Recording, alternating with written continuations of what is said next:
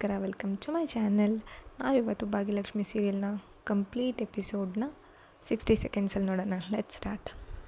ಮಕ್ಕಳು ತುಂಬ ಬೇಜಾರಾಗಿರ್ತಾರೆ, ಅದಕ್ಕೆ ಭಾಗ್ಯ ಸಮಾಧಾನ ಮಾಡ್ತಾ ಇರ್ತಾರೆ. ಜೊತೆಗೆ ಈ ಕಡೆ ಅತ್ತೆ ಮಾವ ನಾವಿದ್ದೀವಿ, ಚಿಂತೆ ಮಾಡಬೇಡ ಅಂತ ಹೇಳ್ತಾ ಇರ್ತಾರೆ. ನೆಕ್ಸ್ಟ್ ಸೀನಲ್ಲಿ ಕುಸುಮ ಅವರು ತಿಂಡಿ ಪ್ರಿಪೇರ್ ಮಾಡೋಕೆ ಹೇಳಿರ್ತಾರೆ. ಶ್ರೇಷ್ಠಾಗಿ ಮಾಡೋಕ್ಕೆ ಬರೋದಿಲ್ಲ.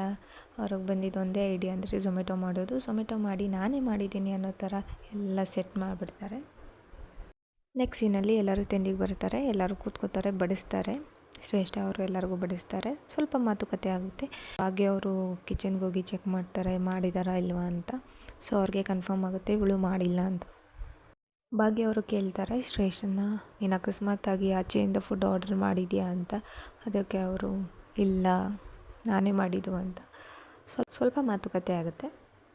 ನೆಕ್ಸ್ಟ್ ಸೀನಲ್ಲಿ ತನ್ವಿ ಮತ್ತು ಗುಂಡಣ್ಣಂಗೆ ಡೌಟ್ ಬರುತ್ತೆ, ಆದರೆ ಅವರಿಬ್ರಿಗೂ ತಿಂಡಿ ತುಂಬ ಇಷ್ಟ ಆಗುತ್ತೆ. ಆವಾಗ ಮಾವ ಹೇಳ್ತಾರೆ, ಹೌದು ಮಕ್ಕಳಿಗಿದು ತುಂಬಾ ಇಷ್ಟ, ಯಾಕಂದರೆ ಇದು ನಮ್ಮನೆ 4th ಕ್ರಾಸಲ್ಲಿರೋ ಹೋಟ್ಲು ತಿಂಡಿ ಅವ್ರಿಗೆ ತುಂಬ ಇಷ್ಟ ಅಂತ ಅಂತಾರೆ. ಸೊ ಎಲ್ಲರಿಗೂ ಕನ್ಫರ್ಮ್ ಆಗುತ್ತೆ.